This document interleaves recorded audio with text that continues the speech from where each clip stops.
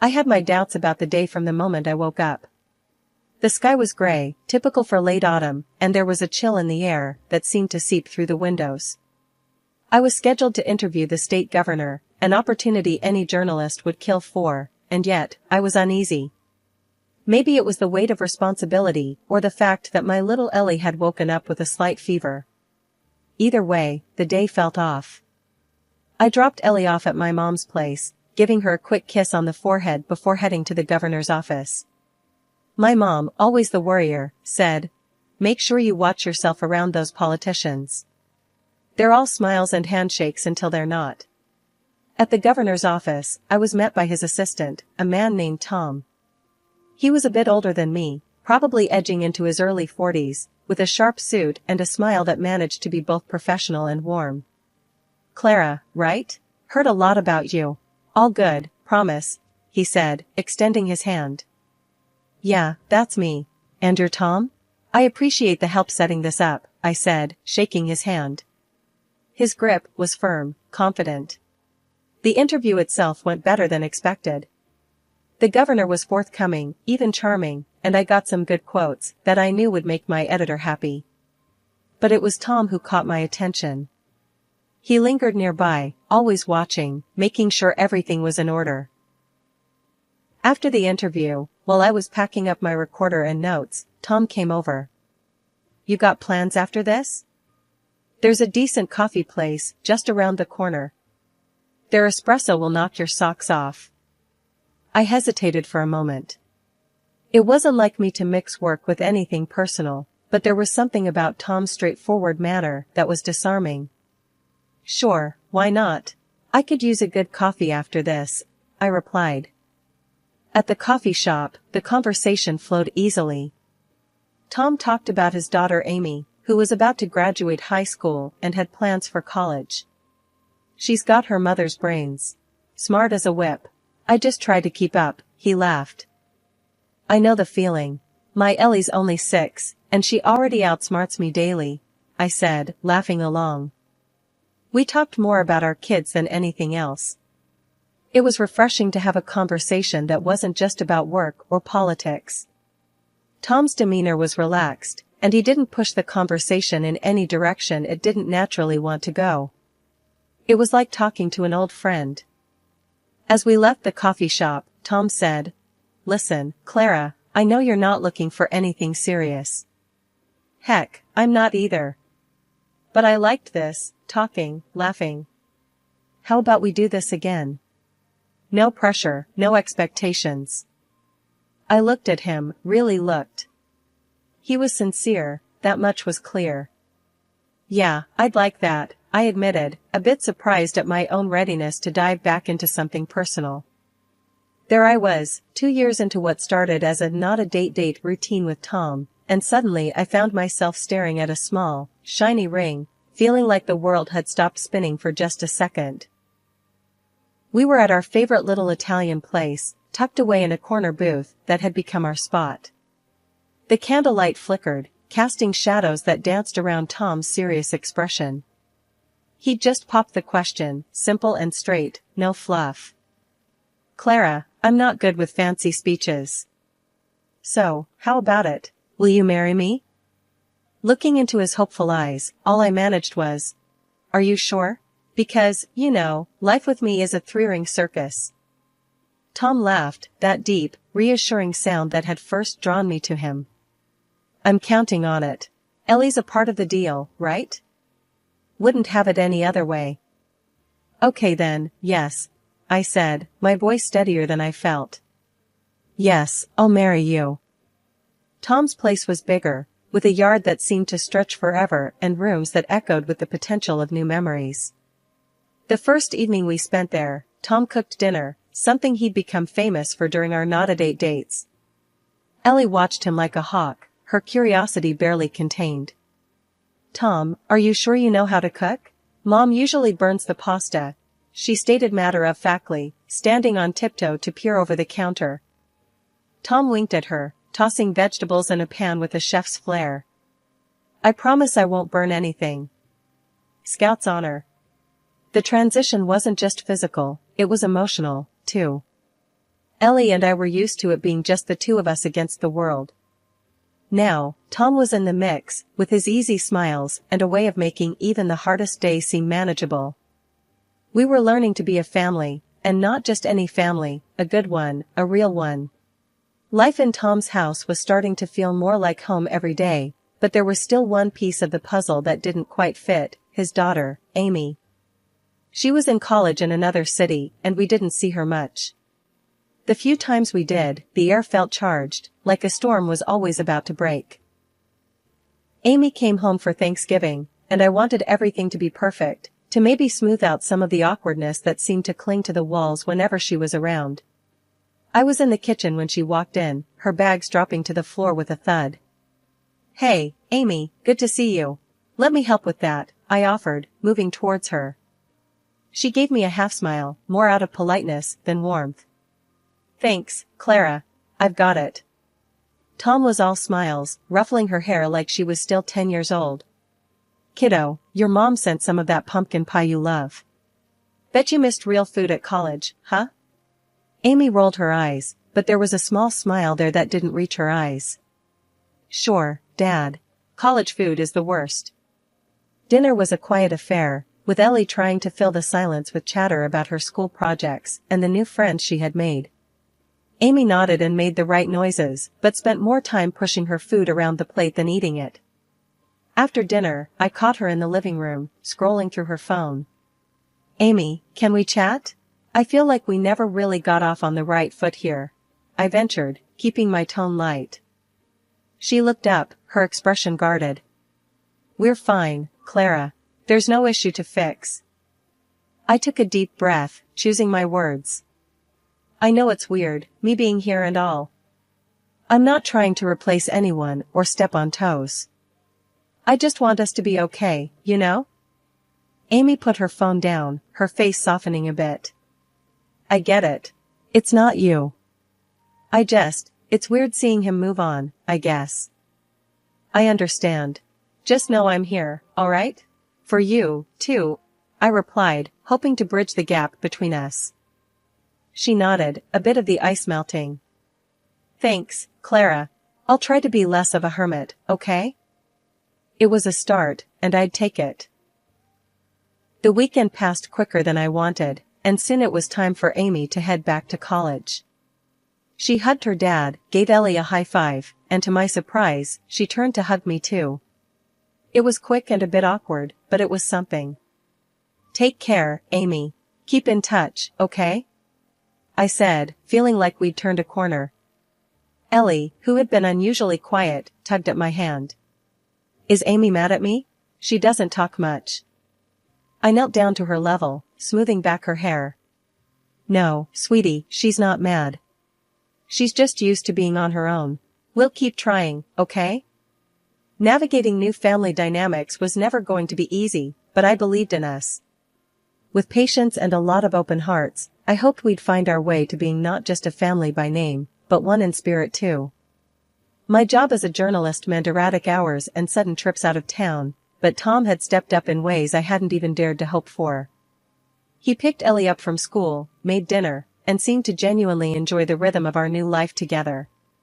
Initially, Ellie was thrilled, always chattering about her day on the ride home, eager to show off the little projects she'd done in class. "She's really taken to you, Tom," I told him one evening, watching them assemble a puzzle on the living room floor. He looked up, a smile creasing his eyes. "She's a great kid, Clara. Couldn't ask for a better stepdaughter." But a few months in, I noticed a shift in Ellie.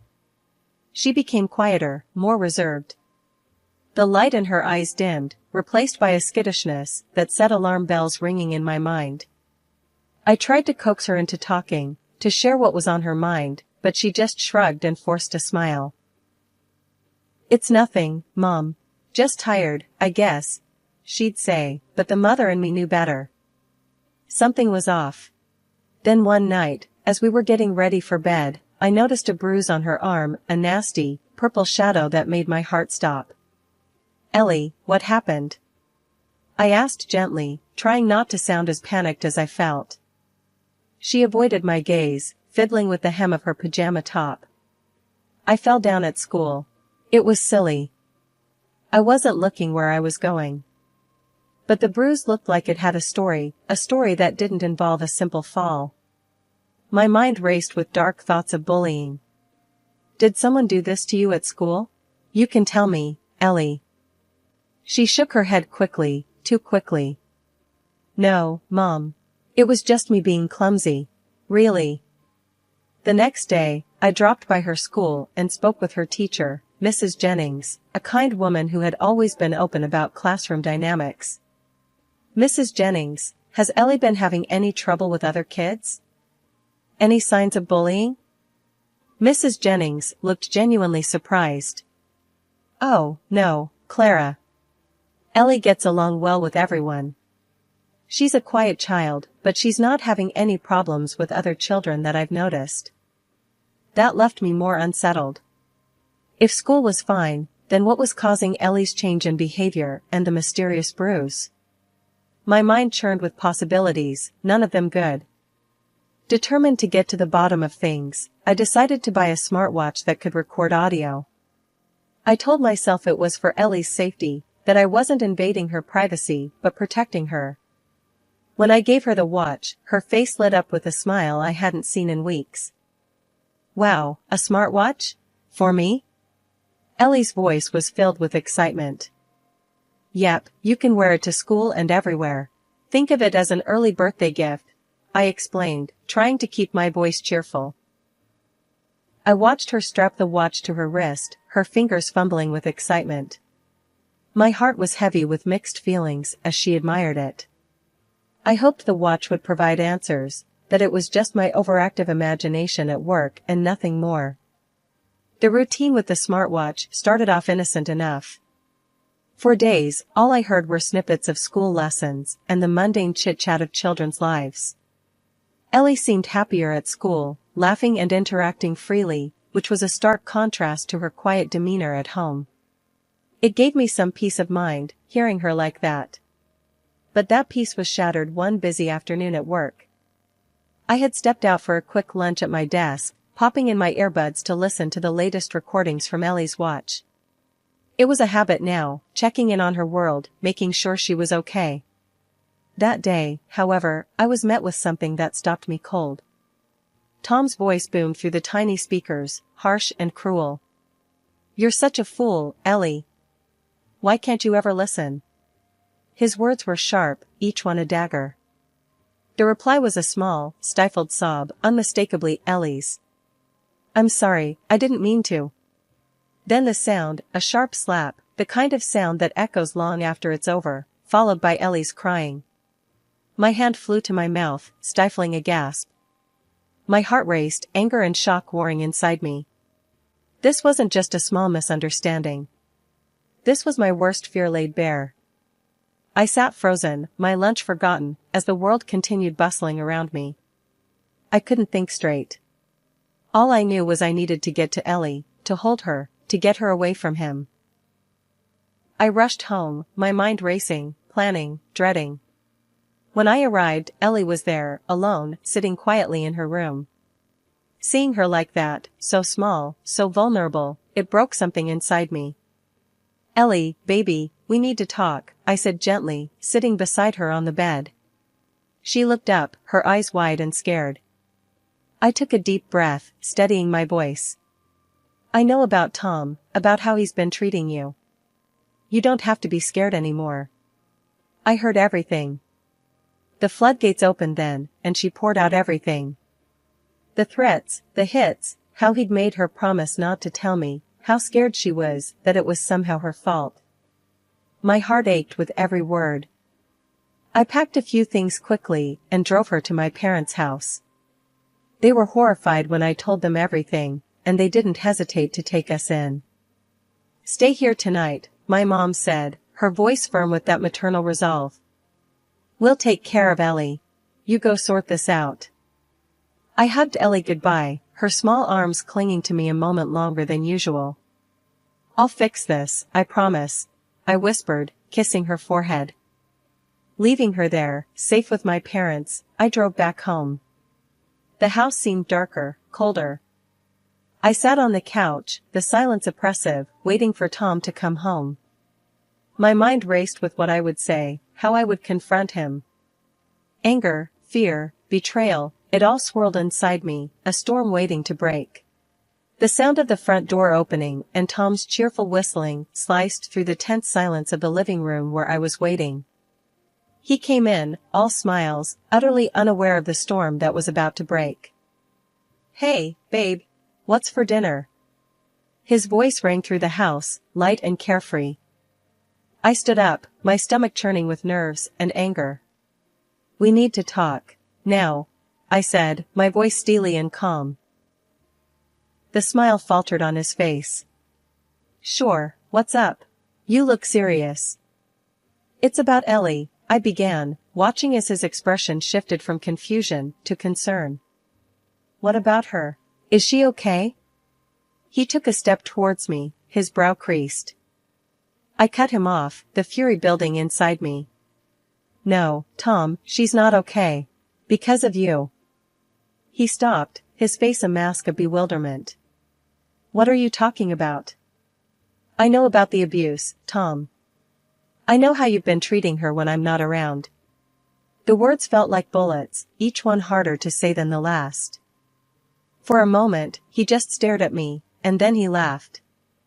A cold, harsh sound that echoed mockingly around the room. "You're being ridiculous. You have no proof. You think you can take me down? With what? Your overactive imagination?" His arrogance boiled my blood. "I have more than enough proof, Tom." He smirked, stepping closer. "Come on, Clara. You and I both know you're bluffing. If you push this, I'll make sure you regret it. I can destroy your career, drag your name through the mud. Don't forget, I have connections that you can't even dream of." The threat hung in the air, heavy and sinister. But I was ready for him. I pulled out my phone and hit play on the recording of his tirade against Ellie. His voice filled the room, cruel and unmistakable. Tom's face went white, his confident demeanor crumbling as the reality of his situation dawned on him. "Clara, please, I was just stressed, I didn't mean." "Save it, Tom. I'm done listening to your excuses." I watched as he sank to his knees, his face crumpled in fear. "Clara, I'm sorry. I'm so sorry. Please, I can change. Don't do this. Don't ruin my career and my life. You should have thought about that before you hurt our daughter. You're not getting away with it this time."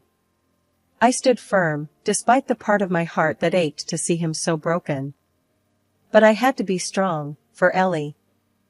At that moment, the doorbell rang. I walked past Tom, still kneeling on the floor, and opened the door to 2 police officers. I had called them before Tom got home, the final step in ensuring my daughter's safety. "Officers, thank you for coming. He's in here," I said, leading them into the living room. Tom looked up, the fear apparent in his eyes as the officers read him his rights and handcuffed him. He muttered pleas for forgiveness as they led him away, but I felt nothing but a hollow relief. Ellie was safe now, and that was all that mattered. After the door closed behind them, the silence was deafening. I sank down onto the couch, the adrenaline fading, leaving exhaustion in its wake. I knew this was only the beginning of a long battle, but for the first time in what felt like forever, I could breathe. Ellie was safe, and Tom would face the consequences of his actions.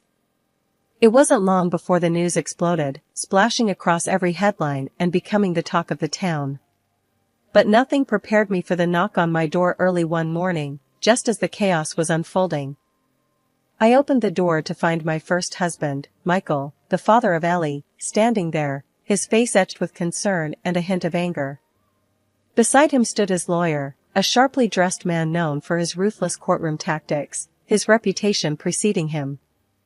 "Clara, we need to talk," Michael said without wasting a moment, pushing past the formalities as his lawyer followed suit. I sighed, stepping aside to let them in. "I guess we do." Once we were all seated in the living room, his lawyer, Mr. Davidson, wasted no time. Clara, Michael here is very concerned about the welfare of Ellie and how this scandal could affect her. We want to ensure that her interests are protected, legally and financially. Michael chimed in, his voice firm. Clara, I won't let our daughter be dragged through the mud because of him. What were you thinking, getting involved with a guy like that? I bristled at his tone, my own anger rising. I was thinking that I found someone decent, which he seemed to be, until he wasn't. I'm handling it, Michael. As we debated back and forth, my phone buzzed. It was Amy, Tom's daughter, a message filled with urgency. I have something you need to see. Can we meet? I excused myself and stepped outside to call her. Amy, what's going on? Clara, I've got evidence. Evidence of what he did, not just to Ellie, but to me too, when I was younger. I'm ready to stand with you in court. Amy's voice was resolute, a stark contrast to the young woman who'd been so unsure before. Thank you, Amy. This means a lot. Let's bring this to light, all of it, I said, a wave of relief washing over me. Back inside, I relayed the news to Michael and Mr. Davidson. Looks like we'll have more than just our word against his. We have evidence, solid evidence, and his own daughter's testimony. Michael sighed, running a hand through his hair. All right, Clara. We'll support you in this, all the way. Just make sure it's handled with Ellie's best interest at heart. The court date was a spectacle, with reporters swarming the courthouse. Amy took the stand, her voice steady as she recounted years of hidden abuse. The evidence she provided was undeniable, the impact on the courtroom palpable. When the judge finally passed the sentence, it was more than I had dared to hope for. Tom was found guilty of child abuse and domestic violence. The judge awarded a significant fine in favor of both me and Amy, and Tom was sentenced to prison. His political career, his reputation, everything crumbled in the wake of his actions. The fresh start was exactly what Ellie and I needed. After everything that happened, buying a new house felt like claiming back a piece of ourselves that had been lost in the chaos. The house was smaller, cozier, a place where the shadows of our past couldn't reach us. Moving day was a mix of laughter and hard work, with boxes labeled Ellie's stuff outnumbering everything else. Mom, can I paint my room purple this time?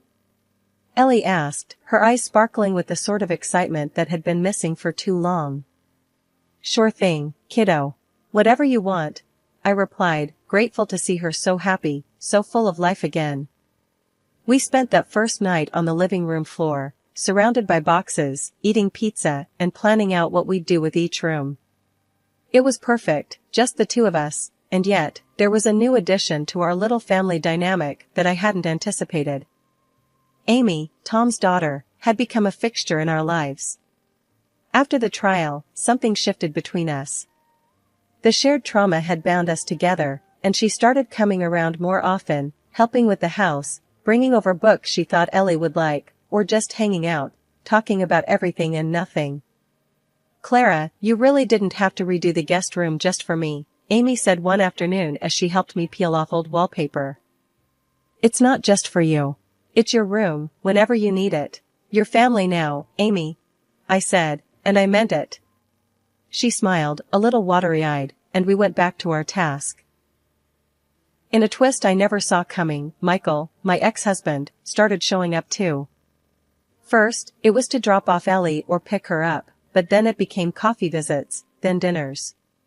We talked a lot, about Ellie, about our past, about how we could never have imagined our lives intertwining like this again.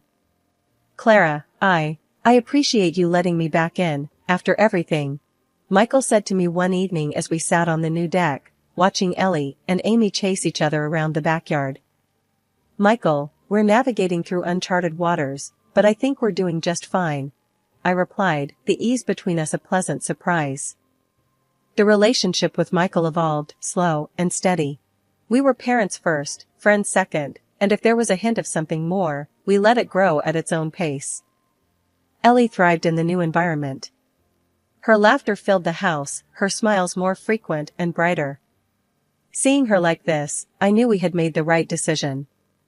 "Mom, look. I taught Amy how to make slime," Ellie exclaimed one Saturday morning, her hands and face speckled with glitter.